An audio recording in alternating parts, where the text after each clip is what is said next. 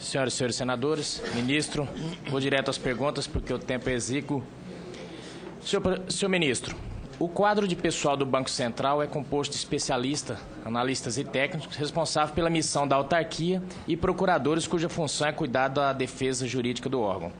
Anteriormente, inclusive no texto da Lei 9.650, de maio de 98, que consolidou a passagem dos servidores do Bacen para o regime jurídico, os cargos de analistas e procuradores eram equiparados e percebiam os mesmos vencimentos.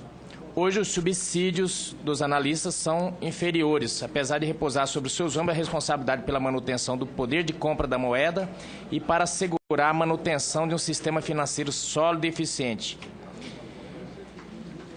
São inúmeras as atribuições desses profissionais. Dito isso, eu gostaria de saber quais as providências que a direção do Banco Central tem adotado junto aos Ministérios da Fazenda e do Planejamento, visando restabelecer um clima organizacional interno saudável e favorável à consecução da relevante missão da instituição para a sociedade. Gostaria, por fim, de antecipar a nossa disposição para contribuir com a direção do Bacen para encontrar saída. Eu digo isso, senhor presidente, porque eu noto que, no momento de arrochar cinto, o cinto mesmo que está sendo arrochado é o dos brasileiros e, principalmente, jogado ônus nas costas dos servidores. E, como estamos tratando do Bacen, é outra pergunta.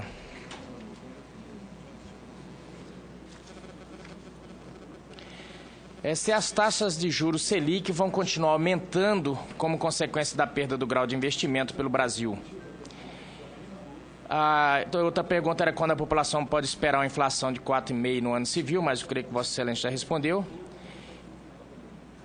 Se o Banco Central atuará no mercado de câmbio para manter uma determinada faixa de valor para o dólar. Atualmente se trabalha com algum teto ou faixa, a partir do qual o Banco Central atuará fortemente para conter a volatilidade e valorização da moeda norte-americana. E outra pergunta, senhor presidente, eu acho que é de importância, porque na Folha de São Paulo noticiou que o senhor estaria demissionário porque estariam trocando o status de ministério para o Banco Central do Brasil. Então, eu gostaria que Vossa Excelência também nos dissesse se está realmente pretendendo deixar o cargo e qual a importância do status de ministério para o Bacen. Outra pergunta. Recentemente, no final de agosto, a presidente Dilma disse aos jornalistas que somente percebeu a gravidade da crise em novembro ou dezembro passado, depois de reeleita. Sabemos que o Banco Central coleta previsões de diversos indicadores macroeconômicos junto ao mercado e que refletem essa deterioração do quadro econômico. Em janeiro de 2014, a mediana das expectativas do mercado para o crescimento do PIB em 2015 era de 2,5%. Em 18 de agosto de 2014, véspera do início da propaganda eleitoral gratuita, as expectativas já haviam caído para 1,2%. E no início do segundo turno já estava em 1%. Além disso, sabemos que o Banco Central se reúne regularmente com analistas do setor privado para discutir a situação da economia. Gostaria de saber do ministro e presidente do Banco Central, senhor Alexandre Tombini, se essa evidente deterioração das expectativas do mercado não lhe acendeu pelo menos um sinal amarelo. O senhor também foi pego de surpresa com a presidente Dilma? Caso o senhor já previsse dificuldade de crescimento para 2015, houve o alerta ou se não houve, porque não foi alertado a presidente? Ou o senhor alertou e ela não concordou com sua avaliação?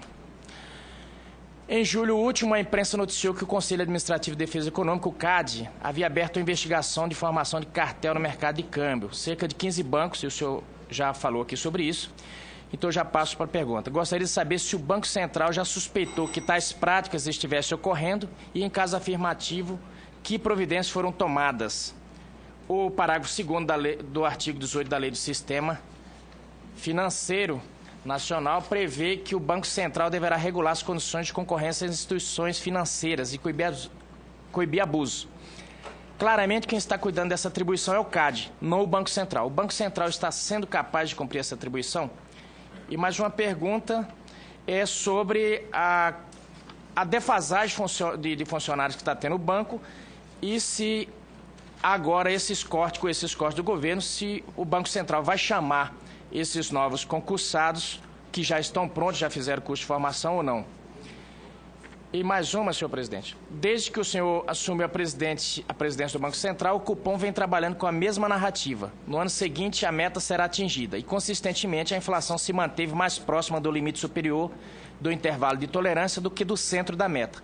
Para 2015, fazendo uma analogia tão cara à nossa presidente, o Banco Central irá dobrar a meta. E, mais uma vez, vocês dizem que no próximo ano a meta será atingida. O mercado há muito não acredita no Banco Central. As expectativas para a inflação do próximo ano estão subindo e já estão em 5,6% mais próximo, portanto, do teto do intervalo do que da meta. O mais grave, a inflação tem sempre vindo acima das projeções de mercado e, obviamente, muitíssimo acima das projeções do Banco Central. Gostaria de saber, em primeiro lugar, porque desde que o senhor assumiu a presidência do banco, a inflação tem sido sempre maior do que o valor prometido. De onde o cupom retira esse otimismo? Em segundo lugar, na última ata, no cenário de referência, a inflação projetada da 4,5% para 2016 foi feita com previsão da taxa Selic constante em 14,25%. Inflação dos administrado em 5,6% e taxa de câmbio de dólar a 3,55. Desde então, o real se desvalorizou. Diante disso, o que o Banco Central pretende fazer? Irá ajustar a política monetária para fazer frente ao novo cenário cambial ou irá, como tem acontecido, deixar a inflação subir acima da meta? Na última vez que o senhor esteve aqui, o senhor disse que quando do não alcance da meta, seria feita uma carta ao ministro da Fazenda informando tal isso. Só pergunto se isso será feito. Agradeço, senhor presidente, senhor ministro.